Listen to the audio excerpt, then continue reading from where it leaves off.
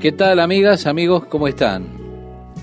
Unos 60 años luego de que muriera Isaías, Dios llama a Jeremías para lo que yo pienso debe haber sido la tarea más difícil a la que cualquier ministro ha sido llamado para realizar para el Señor. Jeremías tuvo que vivir la muerte de la nación. Él tuvo que observar sus convulsiones hasta morir. Tuvo que ver cómo fue llevada cautiva la nación a Babilonia. Su ministerio estaba destinado desde el comienzo aparentemente a fracasar. Es decir, las personas no habrían de escucharlo. Las personas no habrían de cambiar su decisión. Ellos ya habían determinado su camino, su destino estaba determinado. Aún así, como Dios es fiel, Dios continuó testificándole a ellos hasta el final, hasta que fueron llevados cautivos a Babilonia. Él realmente no se detuvo luego. Él tenía a Daniel, tenía a Ezequiel allí en Babilonia para continuar testificándoles, inclusive luego del cautiverio de la nación. Pero el ministerio de Jeremías no fue exitoso en cuanto a llevar a esas personas de regreso a una relación espiritual con Dios. Ellos iban cuesta abajo. Ya no había recuperación a estas alturas y Jeremías tristemente tenía que observar a las personas, no tomar en cuenta sus advertencias mientras iban camino del cautiverio. Así que tenemos este libro de Jeremías que comienza con las palabras de Jeremías, hijo de Hilcías, de los sacerdotes que estuvieron en Anatot, en tierra de Benjamín. Usted encontrará que hay otro sacerdote, Hilcías, que era sumo sacerdote, no es el padre de Jeremías. A pesar de que Jeremías era un sacerdote, el hecho de que él era de Anatot indica que él era de los coatitas. Y los coatitas habían sido ya removidos.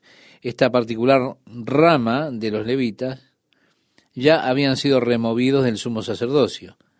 Así que este Hilcías, el padre de Jeremías, no era o no tenía nada que ver con Hilcías, el sumo sacerdote.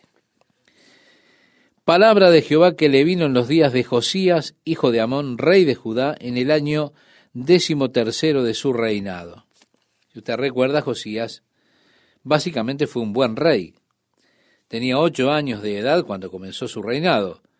Así que él, naturalmente, comenzó siendo un niño de 8 años.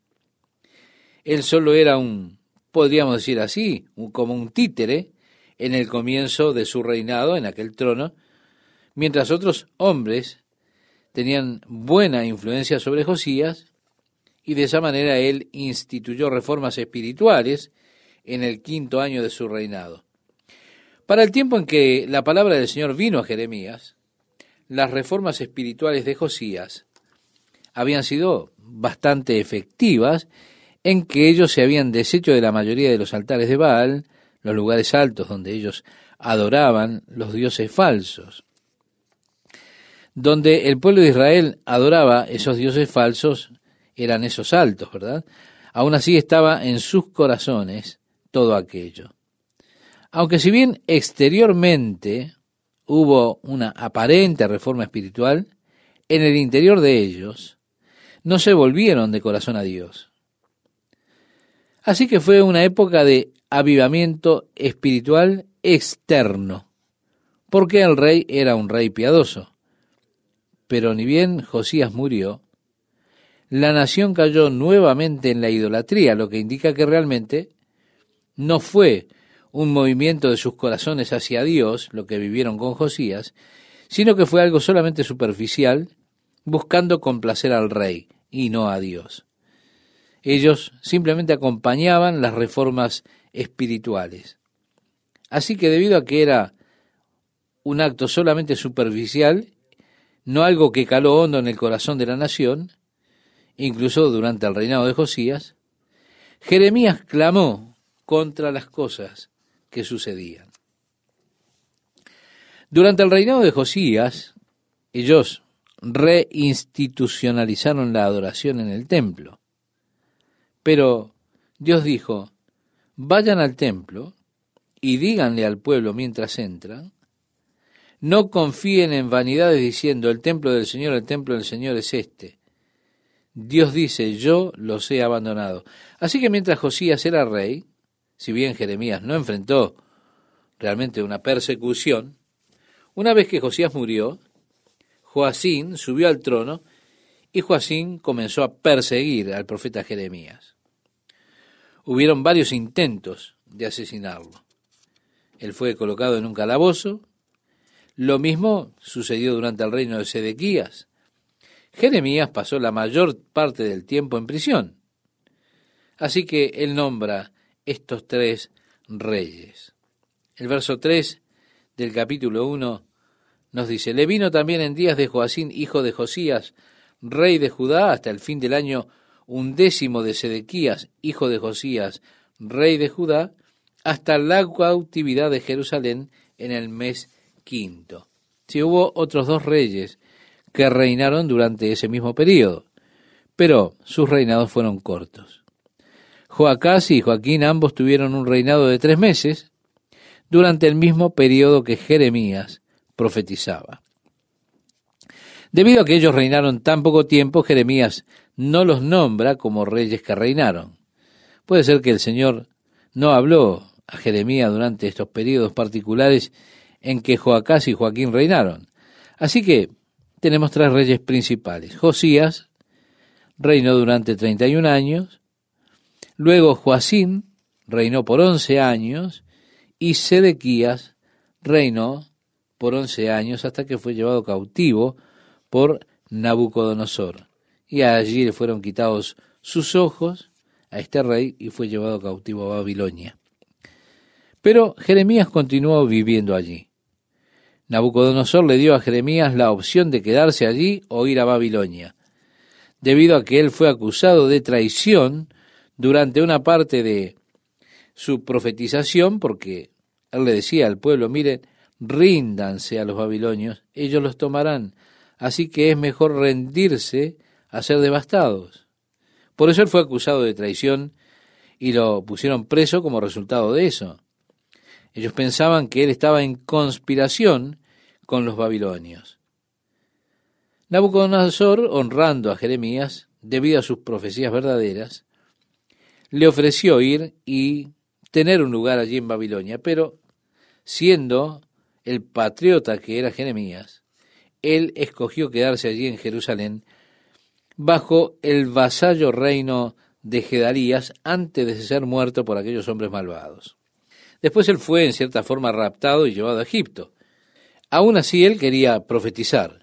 Ahora las personas tenían miedo que como resultado de su rebelión contra el vasallo rey que Nabucodonosor había puesto, pensaban que Nabucodonosor vendría y los destruiría.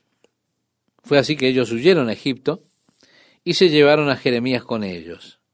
A estas alturas hay leyendas y rumores, historias de lo que le sucedió a Jeremías.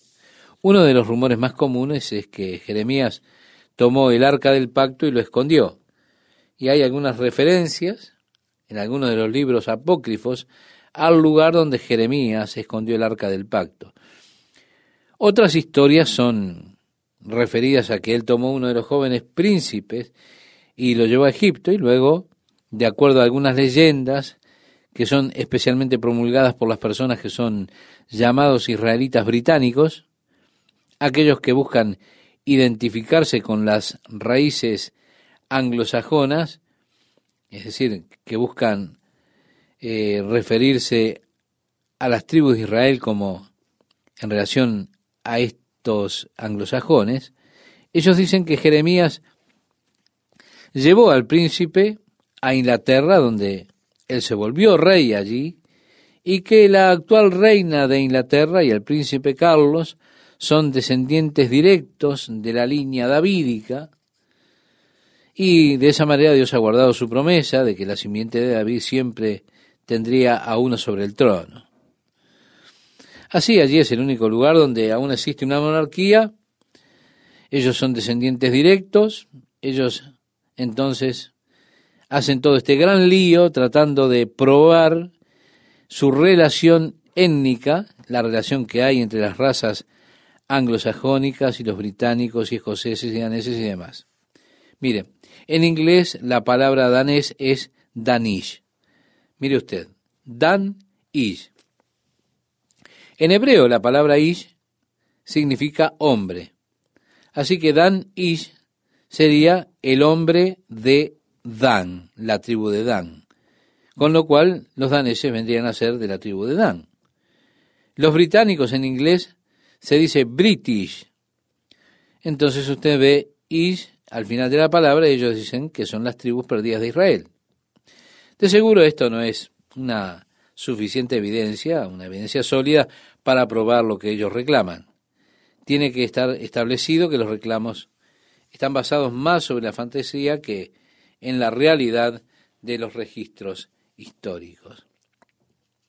Estas son solo parte de las historias alrededor de Jeremías. Se piensa que él fue muerto finalmente en uno de los afluentes del río Nilo, pero la Biblia no nos dice nada, así que nosotros tampoco debemos hacerlo. Son solo suposiciones luego de que la Biblia termina su registro. Ya en el versículo 4 leemos: vino pues palabra de Jehová a mí diciendo, antes que te formase en el vientre te conocí, y antes que nacieses te santifiqué, te di por profeta a las naciones. Hay muchas preguntas en el día de hoy acerca de cuándo es que comienza la vida, especialmente cuando se trata con el tema del aborto. Creo que es significativo que Dios le declare a Jeremías: antes que te formase en el vientre te conocí, y antes que nacieses te santifiqué. Los propósitos de Dios para nuestra vida no fueron establecidos después que hemos nacido. No. Los propósitos de Dios para nuestras vidas están establecidos desde el comienzo, desde el principio del tiempo. Lo que Dios le dice a Jeremías, él podría perfectamente decírselo a usted, estimado oyente. Antes que te formase en el vientre te aparté para el propósito y el plan que tengo para tu vida. El tema consiste en que nosotros descubramos y lleguemos a estar en armonía con ese plan que Dios tiene para mí, que Dios tiene para usted, porque eso es lo importante para nosotros. Nuestro destino ya ha sido determinado. La Biblia dice, en Efesios capítulo 2, versículo 10, porque somos hechura suya, creados en Cristo Jesús para buenas obras, las cuales Dios preparó de antemano para que anduviésemos en ellas. Dios ya ordenó aquello que Él tiene planificado para su vida, estimado oyente. Mientras tanto, Él obra en su vida preparándolo para esas obras.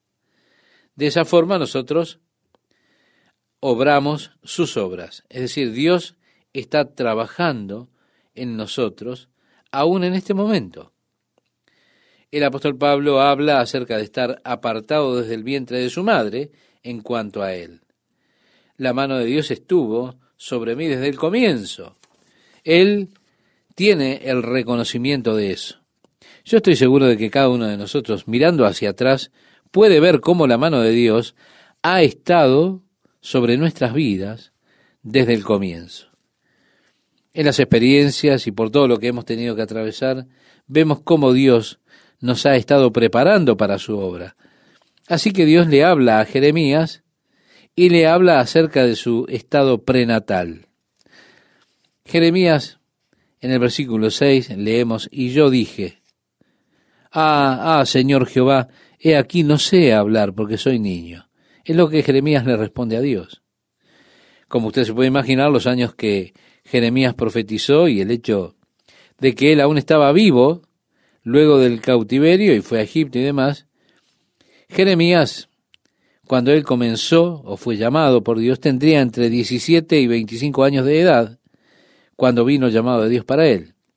Es lo que se estima generalmente, entre 17 y 25 años. Ahora, ¿puede imaginar usted a un muchacho de 17 años y Dios diciendo, te conocí desde antes que fueras concebido y te separé? Tú debes ir a hablar con el presidente. Y debes decirle así, dice el Señor. Estimado oyente, estoy seguro de que usted hubiera tenido el mismo problema que Jeremías. Hubiera dicho, ¿quién soy yo, Señor? Soy solo un muchacho. Esto es lo que la palabra hebrea significa aquí. Yo solo soy un muchacho joven. Eso indica un adolescente. Pero el verso 7 expresa, y me dijo Jehová, no digas, soy un niño, porque a todo lo que te envíe irás tú y dirás lo que te mande. Muchas veces parece que cuando Dios llama a una persona para un servicio particular, ellos eran conscientes de sus incapacidades para cumplir ese servicio para Dios. Por ejemplo, Dios llamó a Moisés y Moisés dijo, oh Dios, yo no puedo hablar. No he sido capaz de hablar y ni siquiera puedo hacerlo ahora. Muchas veces las personas intentan excusarse a ellas mismas debido al reconocimiento de su propia incapacidad. Pero en realidad, Dios no está buscando personas capaces o talentosas, no. Él solo busca personas con voluntad. Que nosotros no salgamos con nuestras propias habilidades, nuestro propio genio, sino que confiemos en el Señor y andemos en el poder del Espíritu. Así que Dios le dice, no digas eso, no digas que no puedes, no digas que no eres más que un niño. Gedeón, por ejemplo, dijo, no me pueden tomar en serio, mi padre no es nadie y yo soy el último de la familia de mi padre, no me pueden tomar en serio. Saúl, cuando Samuel le dijo, Dios te ha llamado para ser rey sobre Israel, él dijo, oh, no, debe haber algún error. Es que muchas veces cuando Dios coloca sobre nuestro corazón lo que Él tiene en mente, nosotros decimos, Señor, aquí hay algún error. Los ángeles vinieron con la dirección equivocada. Le están entregando el mensaje a la persona equivocada, Señor, ese no soy yo. Pero la misma conciencia de nuestra incapacidad es precisamente lo que nos califica para lo que Dios quiere hacer. Porque Dios dice, no con ejército ni con fuerza, sino con mi espíritu, ha dicho Jehová, a través del profeta Zacarías, en el capítulo 4, verso 6 de su libro. Así que no se trata de mi habilidad, lo que Dios está buscando, no, es solo un instrumento lo que busca Dios, a través del cual Él pueda hacer su obra. Ahora, si yo me siento como que no puedo hacerlo, entonces eso ante Dios me hace una vasija mucho más productiva. Pero si en lugar de eso yo digo, bueno, muy bien, Señor, aquí te estoy esperando, estoy dispuesto para hacerlo. Le va a llevar un tiempo más a Dios antes de que pueda utilizarme, va a tener que derribarme hasta la nada. Y entonces será allí cuando Él pueda continuar y hacer lo que ha estado esperando hacer a través de mí. En cada servicio que Dios nos llama está ese sentimiento. Yo no estoy preparado, oh Señor, ¿quién soy yo? Ahora, Dios dice, no temas delante de ellos. Bien, aquí hay un joven saliendo a decir esas cosas que hará que las personas realmente se enojen. Ellos se van a manifestar en contra de él, van a empezar a crujir los dientes, lo van a empezar a mirar mal, a hacer todo tipo de caras feroces delante de él, debido a que él estará diciendo las cosas que a ellos no les agrada que le digan. Pero Dios le dice, no temas delante de ellos, porque contigo estoy para librarte, dice Jehová. Tenemos entonces el mensaje personal de Dios para consolar a este profeta. No temas a la forma en que te miren, porque yo estoy contigo para librarte. Y así el verso 9 dice, y extendió Jehová su mano y tocó mi boca, y me dijo Jehová, he aquí he puesto mis palabras en tu boca. Mira que te he puesto en este día sobre naciones. ¿Se imagina? Imagine a Dios diciéndole esto a un joven de 17, 18 años de edad. Mira, hoy te he tocado y te he puesto sobre las naciones. ¿A mí? Y agrega, y sobre reinos para arrancar y para destruir, para arruinar y para derribar. ¡Qué ministerio!, ¿verdad? Es interesante. Es un gusto estar con ustedes nuevamente, amigas y amigos, compartiendo estos momentos. Hace años, cuando era un jovencito, comenzaba recién en el ministerio, en nuestro pastorado en Tucson, Arizona. Quiero decirle que no siempre he sido la persona con más tacto en el mundo, no lo soy ahora. Créame, no soy tan tierno como una lechuga. Con todo, no siempre soy de mucho tacto y gracia. Tengo la capacidad de hablar lo que siento, que es la verdad, y pienso que es importante que la verdad sea dicha, aunque corte, aunque duela, aunque lastime. Siempre creí en el proverbio que dice: fieles son las heridas del que ama, pero importunos los besos del que aborrece, como expresa en el capítulo 27, versículo 6 de ese libro. Así que estábamos pastoreando en Tucson, en la primera parte de nuestro pastorado allí. Hicimos un trabajo excelente de algún modo. Tan excelente que nuestro trabajo consistió en vaciar la iglesia. Ahora recibo cartas todo el tiempo. Cuando recibí mi primera carta anónima, yo primero la leí y créame, ahora ya no las leo más. Así que yo decía, cuando Jesús era un niño, era carpintero en el comercio de su padre, y nunca leemos acerca de él usando alguna herramienta para destrozar. Pero aquellos que tenían que ver conmigo en esa primera experiencia allí en Tucson, sabían lo que era deletrear la palabra destrozar, D-E-S-T-R-O-Z-A-R, destrozar. Pienso que la intimación que me hacían era que yo estaba destrozando la iglesia o algo por el estilo. Pero fue, según parece, que Dios me llamó para ese lugar, como lo hizo aquí con Jeremías. Me llamó para desarraigar, para jalar y destruir. ¿Se da cuenta?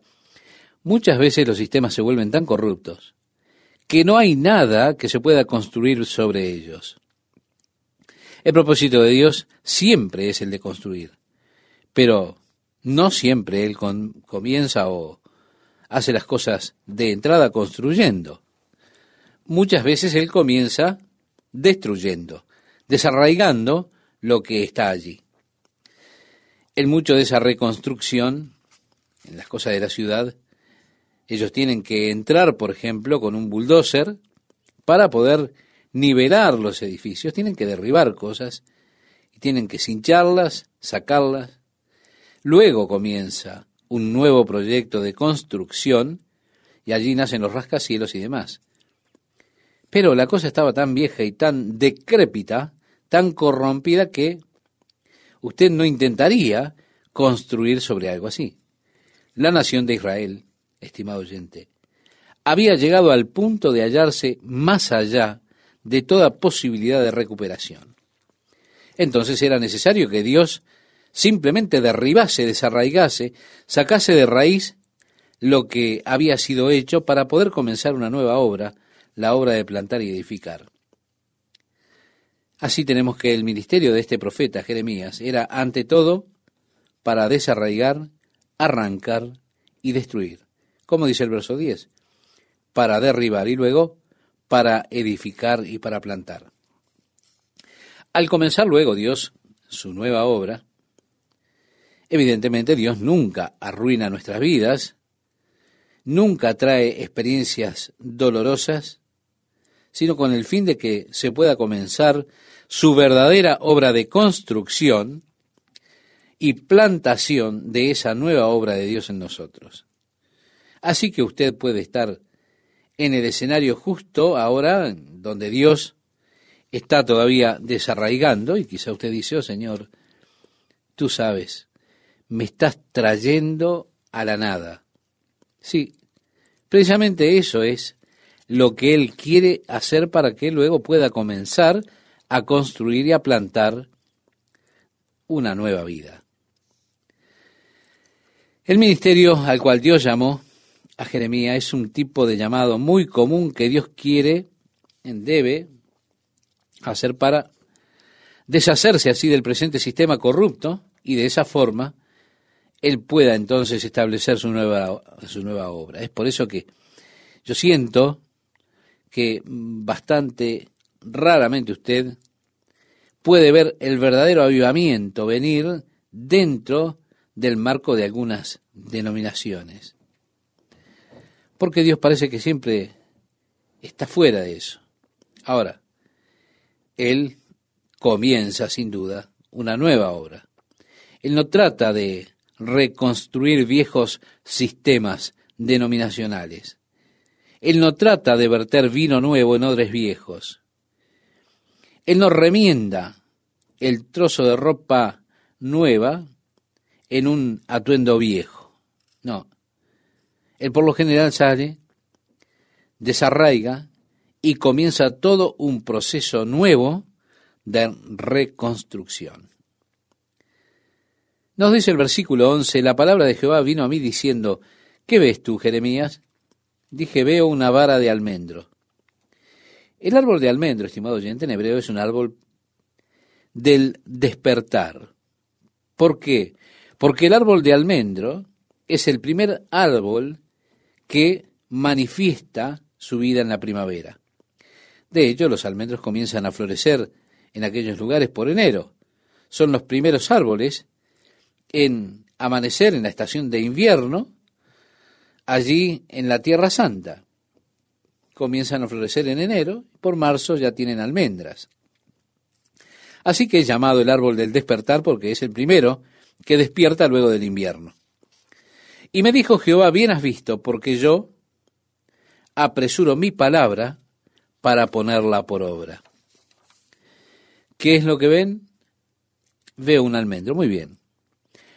Han visto bien porque despierto mi palabra para que ella obre. Vigilaré mi palabra para que obre. En el versículo 13 leemos, vino a mí la palabra de Jehová por segunda vez diciendo, ¿qué ves tú? Y dije, veo una olla que hierve y su faz está hacia el norte. Me dijo Jehová, del norte se soltará el mal sobre todos los moradores de esta tierra. Ahora bien, Babilonia estaba de hecho hacia el este, pero para atacarlos tenían que venir por el norte, descender desde el norte, en lugar de venir a través del desierto. Así que esto es una referencia a Babilonia y su pronta invasión. Porque he aquí que yo convoco a todas las familias de los reinos del norte, dice Jehová, y vendrán, y pondrá cada uno su campamento a la entrada de las puertas de Jerusalén, y junto a todos sus muros en derredor, y contra todas las ciudades de Judá, y a causa de toda su maldad, proferiré mis juicios contra los que me dejaron, e incensaron a dioses extraños, y la obra de sus manos adoraron.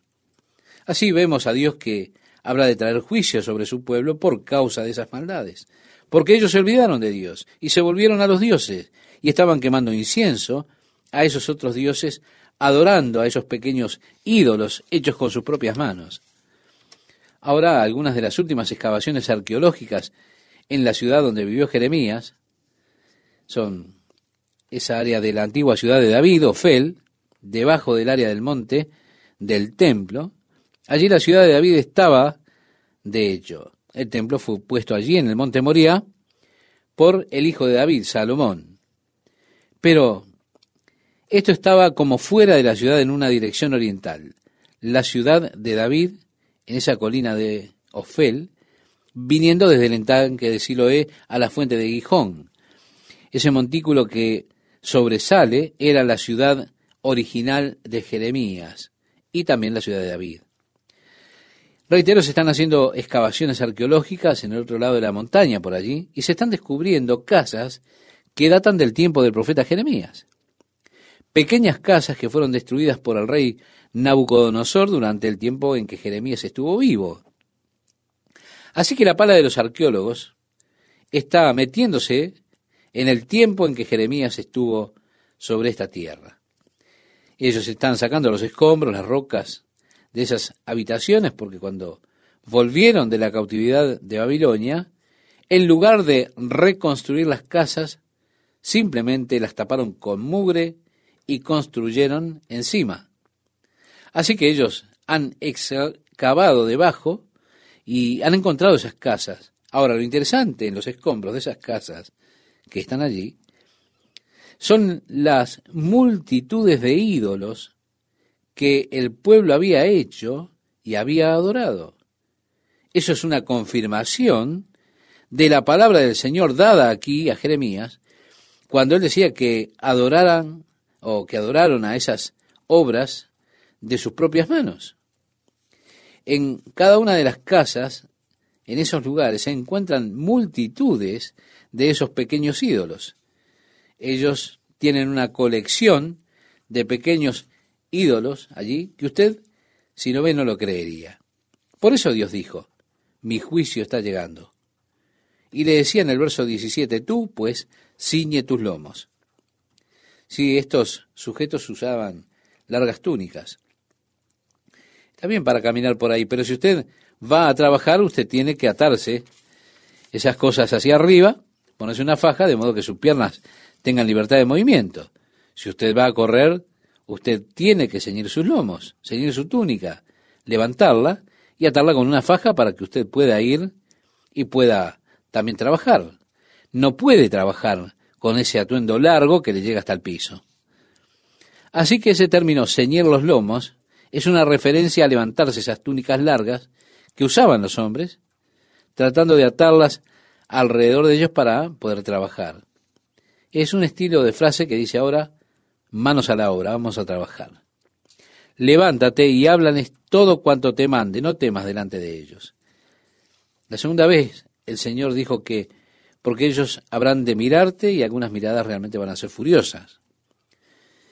Y Dios le dice, para que no te haga yo quebrantar delante de ellos.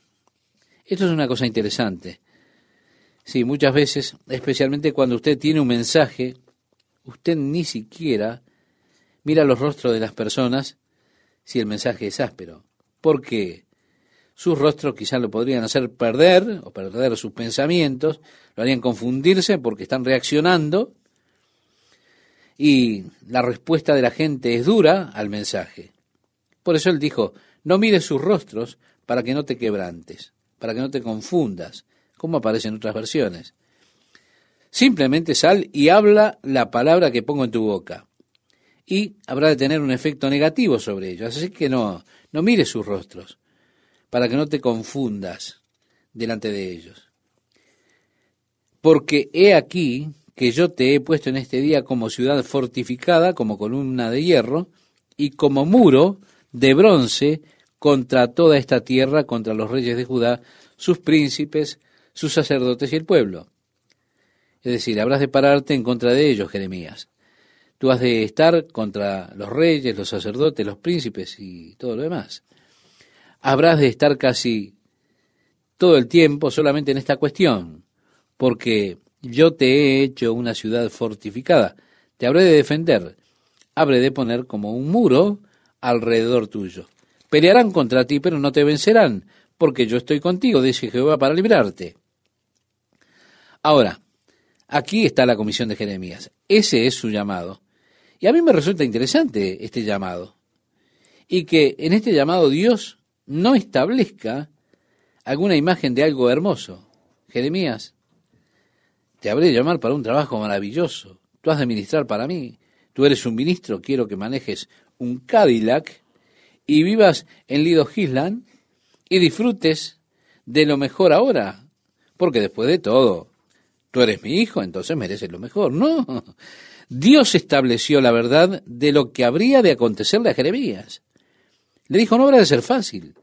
Así que mejor no mires sus rostros, porque te amedrentarán. Yo te he puesto en contra de reyes, de príncipes, de los sacerdotes, y el pueblo de toda la cuadrilla. Tú habrás de estar allí por ti solo, y ellos han de ir contra ti. Pero no te preocupes, habré de estar contigo para librarte. Cuando el Señor llamó al apóstol Pablo, si usted recuerda, él iba camino a Damasco, y produjo ese cambio dramático en su vida. Entonces Pablo estaba allí, el Señor le decía, ahora Pablo te estoy llamando para ir a los gentiles. Y el Señor estableció para Pablo todo el ministerio que tenía para él. Y así, cuando Pablo vino a la ciudad de Damasco, a un ciego, por supuesto, estoy seguro que fue una total confusión mental que tenía Pablo. Él estaba camino a Damasco respirando amenazas contra esa nueva secta de cristianismo. De hecho, la palabra es respirar asesinatos contra ellos. Él estaba tan tenso, tan duro contra esta secta, que se atrevía a declarar que Jesús era el Mesías. Él estaba dispuesto a ir contra ella. Y él estaba respirando muerte en contra de ellos, buscando cartas para ponerlos en prisión a quienes llamaran al Señor allí en Damasco. Así en el camino él tuvo esa experiencia transformadora de vida, cuando cayó sobre la tierra, y apareció alguien que le decía, porque estás dando patadas contra el aguijón. Pablo dijo, ¿quién eres tú, Señor, para que te sirva? Y él le dijo, soy Jesús a quien tú persigues. Pablo dijo, ¿qué quieres que haga, Señor? El Señor le dijo lo que le había mandado a hacer. Porque cuando Pablo estaba en Damasco y todavía estaban aconteciendo estas cosas, estaba pasando todo esto en su mente después de 3 días, el Señor le habla a un hombre de nombre Ananías y le dice, Ananías, ve, pon tus manos sobre Pablo, o Saulo, como era su nombre anterior, para que él pueda recibir la vista. Ananías le dijo, oh, Señor, ¿está bromeando? No es cierto, ¿verdad? Me pusiste en una lista negra. He escuchado acerca de este hombre, es decir, Saulo. Él está haciendo estragos en la iglesia. Y aquí tenemos esta declaración. Este tipo es un tipo feroz. Pero el Señor le dijo, no te preocupes, ve y haz todo lo que te dije, porque él es un vaso escogido para mí. Le he mostrado todas las cosas que habrá de padecer por mi nombre. El Señor dijo, Pablo, aquí es donde quiero que estés. Quiero que vayas a los gentiles, pero la cosa no habrá de ser fácil. Te van a azotar, te van a golpear, te van a arrastrar fuera de la ciudad, pero quiero que vayas por mí. Pablo dijo, muy bien, entonces vamos por eso. Y pienso que es muy encomiable de parte del apóstol Pablo que, aun habiendo escuchado todas las cosas que el Señor le dijo que iba a sufrir, con todo, él asumió su compromiso, y eso es encomiable. En ocasiones a los ministros les gusta mostrarle a usted un camino de rosas. Simplemente reciba a Jesús y la vida habrá de ser hermosa. No tendrá más problemas, porque usted ha entrado en un maravilloso lecho de rosas. Simplemente súbase al colchón inflable y flote hacia los cielos. Ni modo. Jesús no dijo eso. Él dijo, miren, si no me recibieron a mí, no les habrán de recibir a ustedes. Si me persiguieron a mí, habrán de perseguirlos a ustedes, porque el siervo no es mayor que su Señor. Toma tu cruz y sígueme. Jesús no pintó una imagen color de rosa. Él les dijo la verdad. Y pienso que es importante que todos les digamos a las personas la verdad. No es fácil seguir al Señor. No es fácil servir al Señor. Usted estará yendo contra la corriente. Pero, como el Señor le dijo a Jeremías, pondré un muro alrededor de ti y seré tu defensa.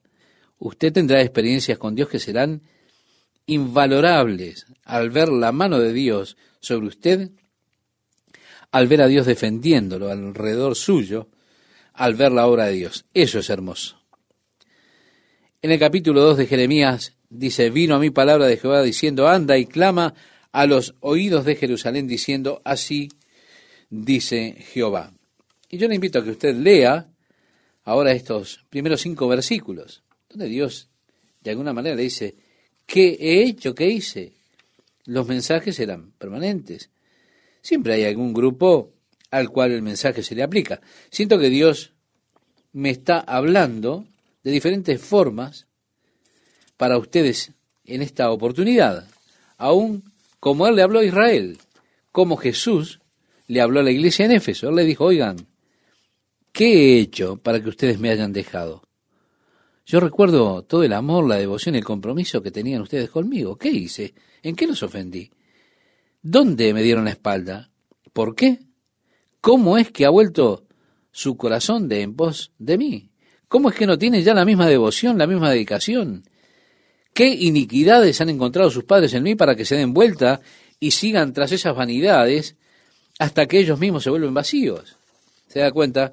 Por eso le invito también que lea hasta el versículo 8 de este capítulo 2, antes de seguir en nuestra próxima emisión compartiendo algunos pensamientos al respecto. Son discursos floridos los que nos gustan. Porque es agradable ser agradable, así que usted sale y es agradable esta semana quizá con perogrulladas, pero piense bien, usted, estimado oyente, es lo que usted piensa. Usted se vuelve lo que usted piensa. Sería bueno que corrijamos en este aspecto nuestros pensamientos. Todo el problema con el mundo es el modo en que los hombres están pensando. Deshágase esta semana de los pensamientos negativos. Solamente hágalo en términos positivos y demás. Y verá que ya no hay más predicación del Evangelio de Jesucristo. ¿Por qué? Porque el camino del Señor es difícil, es duro, no es fácil. Si usted sale y dice, no, es hermoso, es todo color de rosas, es agradable, entonces se habrá terminado la predicación del Evangelio de Jesucristo. Vino a mí palabra de Jehová diciendo, anda y clama a los oídos de Jerusalén diciendo, así dice Jehová. Amigas, amigos, ¿cómo están? Es un gusto compartir con ustedes una nueva emisión de la palabra de Dios para hoy. Bien, este es el primer mensaje que debía entregar Jeremías. Él sin duda pensaba, ustedes tienen sus obras, tienen sus organizaciones, podríamos decir en este tiempo, tienen sus comités, están funcionando, pero tengo algo contra ustedes. Han dejado su primer amor, diría Juan en el libro de Apocalipsis, cuando Cristo a través de ese pasaje que recuerda a la iglesia de Éfeso de donde había caído, le dice que se arrepienta. De hecho, Dios está llamando ahora al pueblo de Israel a lo mismo, a recordar ese primer amor que ellos habían tenido por Dios. Los días del primer amor. Sí, Dios está recordando eso a Jerusalén. Me he acordado de ti, de la fidelidad de tu juventud, del amor de tu desposorio, cuando andabas en pos de mí en el desierto, en tierra no sembrada. ¿Recuerda el amor que usted tuvo por Dios entonces? Y así le recuerda Jeremías a este pueblo. Le dice, santo era Israel a Jehová, primicias de sus nuevos frutos. Todos los que le devoraban eran culpables. Mal venía sobre ellos, dice Jehová. Oíd la palabra de Jehová, casa de Jacob, y todas las familias de la casa de Israel. Así dijo Jehová. ¿Qué maldad hallaron en mí vuestros padres, que se alejaron de mí y se fueron tras la vanidad y se hicieron vanos? En otras palabras, le dice Dios, ¿qué es lo que yo he hecho? ¿Qué hice? Siempre hay algún grupo a quienes el mensaje, este mensaje, aún se les aplica. Aún como Jesús le hablaba, reitero, a la iglesia en Éfeso. Él les decía, en el libro de Apocalipsis, en el capítulo 2, ¿qué fue lo que hice para que se aparten de mí? En otras palabras, yo recuerdo el amor, la devoción, el compromiso que tenían. ¿Qué fue lo que hice? ¿Cómo es que ustedes han apartado de mí su corazón? ¿Por qué no tienen la misma devoción, la misma dedicación que tenían? ¿Qué iniquidades encontraron sus padres en mí? Nos dice, en otras palabras, en este pasaje, para que se vuelvan y sigan esas vanidades hasta que ellos mismos se volvieron vacíos. Continúa diciendo el profeta, y no dijeron, ¿dónde está Jehová que nos hizo subir de la tierra de Egipto, que nos condujo por el desierto, por una tierra desierta y despoblada, por tierra seca y de sombra de muerte, por una tierra por la cual no pasó varón, ni allí habitó hombre? Y os introduje en tierra de abundancia, para que comieseis su fruto y su bien. Y así continúa con estas preguntas, ¿dónde está Jehová? Los sacerdotes no se preguntaron dónde estaba Jehová. Por supuesto, cuando los sacerdotes, los pastores se vuelven corruptos, entonces, ¿qué se puede esperar? Hay tantos hombres en el día de hoy que son tan liberales en su teología que ya no pueden calificar más como cristianos. Aún ocupan púlpitos, predican mensajes a las multitudes que asisten los domingos a la mañana, pero lo que predican ya no es el Evangelio. Es trágico. La misma condición por la cual Dios ahora está clamando a Israel. Así que, estimado oyente, Dios habla contra ellos. Los sacerdotes que manejan la ley ni siquiera me conocen, dice Dios. Los pastores han transgredido en mi contra. Los profetas profetizan por Baal. El versículo 9 nos dice, por tanto contenderé aún con vosotros, dijo Jehová, y con los hijos de vuestros hijos pleitearé. Sí, aunque así con todo contenderé con ustedes, Dios dijo, porque pasadas las costas de Quitín y mirad. En otras palabras, vayan al oeste. Quitín era considerada la puerta de la parte occidental del mundo. Quitín es ciprés. Agrega y enviad a Cedar. Bien, Cedar es el portón o la puerta este. Así que, está diciendo el profeta, vayan al oeste o vayan al este. Y considerad cuidadosamente y ved si se ha hecho cosa semejante a esta. ¿Acaso alguna nación ha cambiado sus dioses? Aunque ellos no son dioses. No, la gente no hace eso. Todo el sistema religioso que tienen están tan profundamente involucrados en esto, y esto está involucrado en sus aspectos culturales, tanto que la gente no quiere cambiar sus dioses. Hablo de aquellos que adoran dioses falsos. Pero Dios dijo, sin embargo, mi pueblo ha trocado su gloria. La ha trocado, como dice aquí, por lo que no aprovecha. Espantaos, cielos, continúa diciendo el profeta Jeremías. Es decir, los ángeles miran hacia abajo y miran con asombro. Estoy seguro que lo que hacen muchas veces es esto. Los ángeles, yo estoy seguro que se asombran cuando nos ven que comenzamos a hacer cosas así. Ellos dirán, oh, no, mira eso, ¿qué es eso? ¿Se da cuenta? Ellos nos ven en nuestras acciones estúpidas. Y yo estoy seguro que piensan, no, esto no lo puedo mirar. Ellos conocen el desastre en el que nos vamos a meter por causa de nuestras propias tonterías. Espantaos, cielos, sobre esto y horrorizaos, desolaos en gran manera, dijo Jehová, porque dos males ha hecho mi pueblo. Primero, me dejaron a mí, fuente de agua viva. Muchas veces el agua es usada como un símbolo de vida. ¿Por qué? Porque el agua es el elemento esencial para la vida. El Señor con frecuencia toma de lo físico para explicar lo espiritual. Él dice, soy el agua viva. El que beba de mí no tendrá sed jamás. Jesús, en ese gran día de la fiesta de los tabernáculos, estaba la multitud congregada y él se paró allí, y en el último día, el último y gran día de la fiesta, si usted recuerda en el Evangelio de Juan capítulo 7 versículos 37 y 38, Jesús se puso en pie y alzó la voz diciendo, si alguno tiene sed, venga a mí y beba.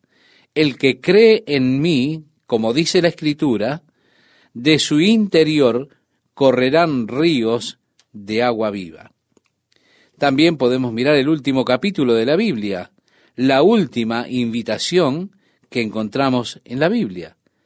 Esa invitación dice, y el Espíritu y la esposa dicen, ven, y el que oye diga, ven, y el que tiene sed, venga, y el que quiera, tome del agua de la vida gratuitamente.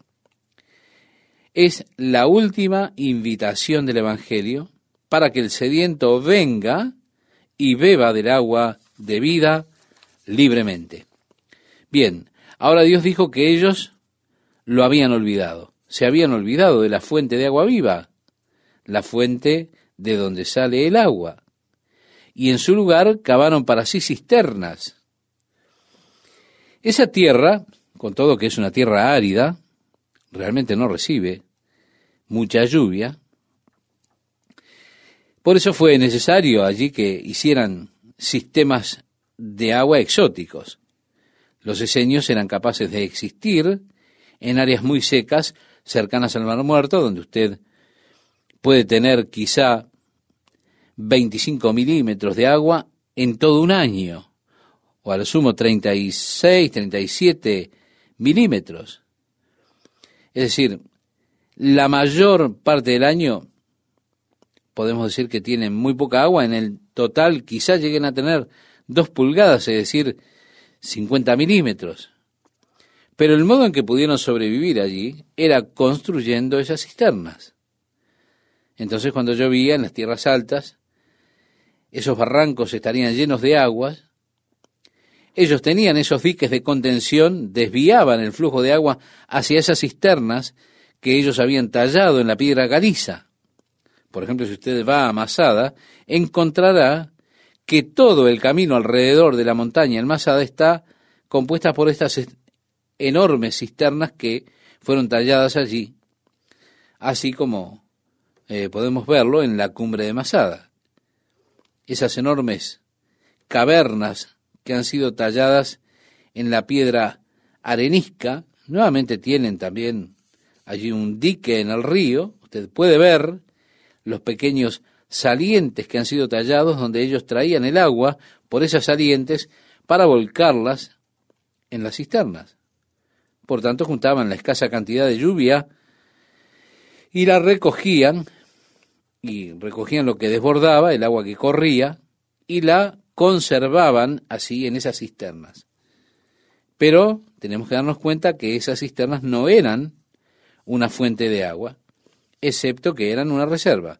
En otras palabras, no eran fuentes, no tenían fuentes dentro de ellas. Ellos tenían que juntar el agua que sobraba. Así que a lo mejor una cisterna podría retener solamente agua que después quedaría como agua estancada.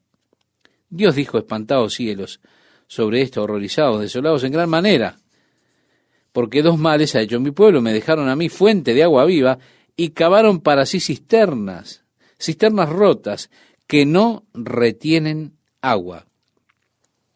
Llevando esto al aspecto espiritual, el hombre básicamente, instintivamente es religioso. Siempre tiene que estar creyendo en algo. Cuando los hombres se olvidaron de Dios, ellos establecieron algún sistema de pensamiento, alguna filosofía, conceptos, o lo que sea a lo que hayan llegado. Y se volvieron así devotos de eso, tuvieron que creer en eso, porque eso también requiere fe.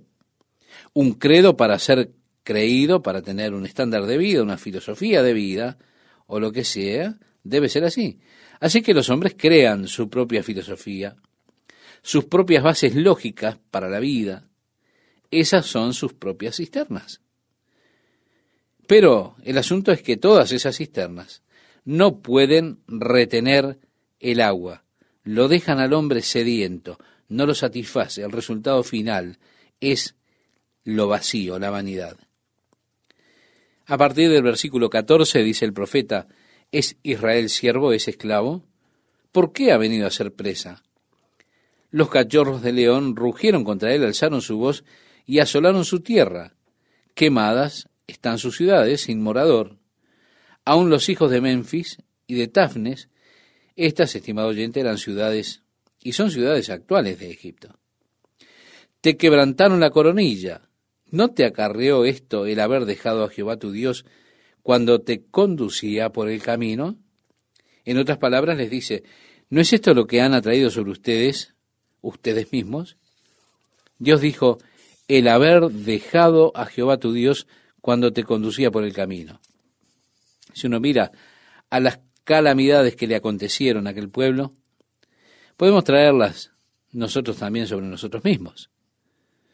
Si tan solo hubiésemos servido al Señor, las cosas que nos suceden no hubieran pasado, podríamos decir. ¿Por qué es necesaria la calamidad muchas veces para despertarnos? Nos podemos preguntar. Bien, el versículo 18 nos dice, ahora pues, ¿qué tienes tú en el camino de Egipto? Ellos estaban buscando, por supuesto, la alianza con Egipto para que Egipto los salvara de Babilonia. Y una alianza con Asiria, pero Asiria estaba pronta para caer sobre los babilonios. Así que una alianza con los babilonios no hubiera sido buena. Egipto mismo también hubiera sido tomado. Dios dice, tu maldad te castigará, tus rebeldías te condenarán. Sabe pues, y ve cuán malo y amargo es el haber dejado tú a Jehová tu Dios, y faltar mi temor en ti, dice el Señor, Jehová de los ejércitos. Porque desde muy atrás rompiste tu yugo y tus ataduras, y dijiste, no serviré. Con todo eso, sobre todo collado alto, y debajo de todo árbol frondoso te echabas como ramera. Las montañas altas eran lugares de adoración. Allí, bajo las arboledas que ellos plantaban, esos árboles verdes. Nuevamente tenemos entonces aquí los lugares de adoración, cuando le dan la espalda a Dios. Y así cometían adulterio espiritual, estaban jugando, podríamos decir, a la meretriz en un sentido espiritual. Te planté de vid escogida, dice Dios a través del profeta, simiente verdadera toda ella. ¿Cómo pues te me has vuelto sarmiento de vid extraña? Tenemos nuevamente la figura, como lo ilustra gráficamente también Isaías, en el capítulo 5, de aquella vid cuyas uvas se habían vuelto silvestres. Dice el profeta Jeremías, aunque te laves con lejía. No tiene que ver esto con el salitre que usted conoce en el día de hoy, el nitrato de potasio, sino que era un residuo que estaba en el fondo de los lagos. Cuando los lagos se secaban, entraban allí en ebullición y eso lo usaban para hacer jabón, lo usaban para limpiar. Aunque te laves con lejía y amontones jabón sobre ti, la mancha de tu pecado permanecerá aún delante de mí, dijo Jehová el Señor.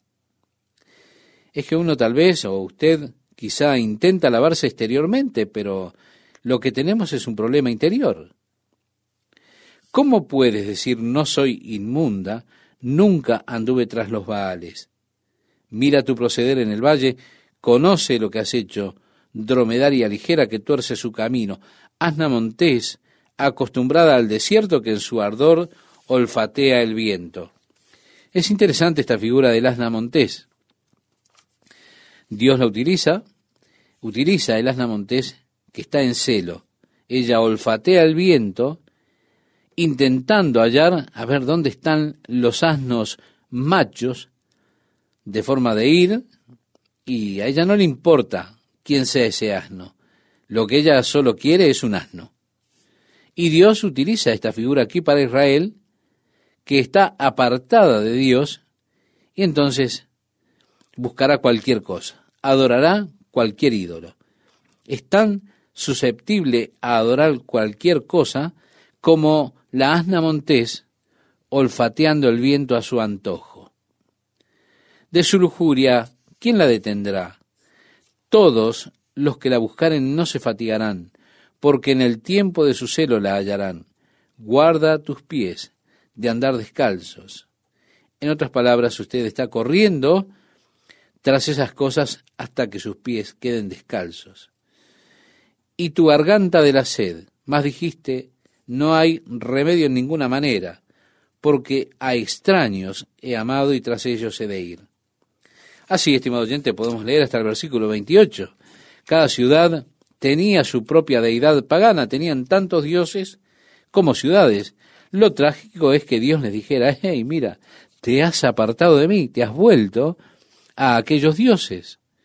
Pero cuando tengas problemas tú llamarás. Cuando venga la calamidad estarás diciendo, levántate Dios, sálvanos. Y Dios dijo, no te molestes en llamar. Ve y llama a esos dioses que has estado adorando, que has estado sirviendo. Qué trágico es cuando Dios tiene su oído sordo para el hombre. Dios le dice a Jeremías, Efraín está entregado a sus ídolos. Déjala sola. No ores más por su bien, porque si lo haces, yo no escucharé. Qué día triste cuando Dios hace oídos sordos para el hombre. Dios dice que este día está llegando. Estimado oyente, si usted persiste en seguir tras los deseos de la carne extraña, si persiste en seguir dioses extraños, si persiste en la adoración de esos dioses extraños, ha de llegar el día de tribulación, día en que usted llamará a Dios, y Dios dice, yo no escucharé, no responderé. Muchos vendrán en ese día, decía Jesús, y dirán, Señor, Señor, ábrenos. Y el Señor dirá, no, nunca os conocí. Palabras muy duras, ¿verdad? Pero que tenemos que considerar seriamente. ¿Por qué porfías conmigo?, decía el profeta. Todos vosotros prevaricasteis contra mí. En vano he azotado a vuestros hijos. No han recibido corrección. Vuestra espada devoró a vuestros profetas como león destrozador. Es Dios que dice, he tratado contigo en vano. Tus hijos son tan tercos y rebeldes, y con tu propia espada tú has matado a mis profetas que yo les envié.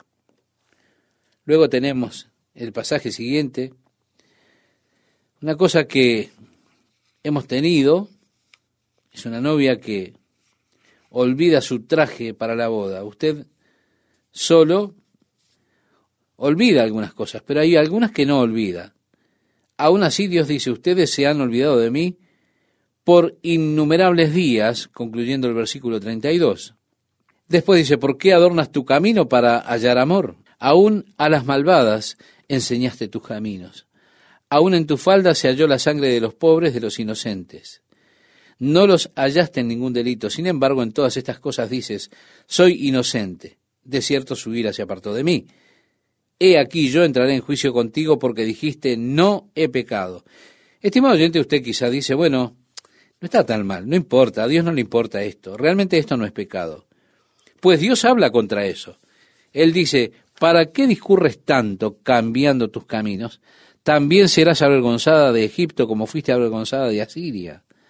También de allí saldrás con tus manos sobre tu cabeza, porque Jehová desechó a aquellos en quienes tú confiabas, y no prosperarás por ellos. Amable oyente, no es de extrañar que Dios le dijera a Jeremías, no mires sus rostros, no temas por sus rostros. Amigo, Jeremías tenía un mensaje muy, pero muy pesado para entregar a esas personas. Créame, no debe haber sido tarea fácil.